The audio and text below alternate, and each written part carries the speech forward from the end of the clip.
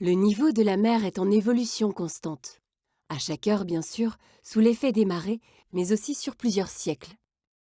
Il y a plus de 8000 ans, le niveau de la mer se situait 4 à 5 mètres plus bas que celui que nous connaissons actuellement. Des terres qui étaient émergées à cette époque sont désormais recouvertes par la mer. La marée modifie quotidiennement le niveau marin. Particulièrement visible sur le littoral atlantique et de la Manche, l'alternance entre la marée basse et la marée haute est liée à l'attraction de la Lune et du Soleil sur la Terre.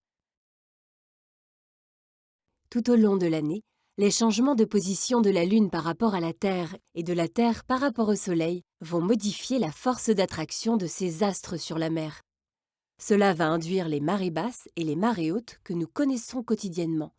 Ces variations sont exprimées conventionnellement par le coefficient de marée dont la valeur est comprise entre 21 et 119. Lorsque la Lune et le Soleil forment un angle droit avec la Terre, leurs forces d'attraction respectives vis-à-vis de l'océan s'opposent. Le marnage, qui représente la différence de hauteur entre la marée haute et la marée basse, va alors être limité, ce qui causera des marées d'amplitude inférieure à la moyenne. Les coefficients de marée seront faibles, il s'agira alors d'une situation de mortaux.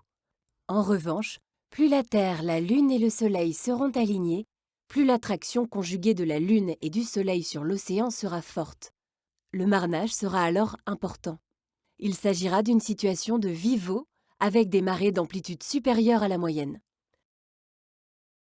Quel que soit le coefficient de marée, le niveau marin oscille autour du niveau moyen, qui est le niveau atteint à la mi-marée. À partir de ce niveau moyen, les hauteurs des marées varient entre deux valeurs extrêmes, la plus basse marée astronomique, ou PBMA, et la plus haute marée astronomique, ou PHMA.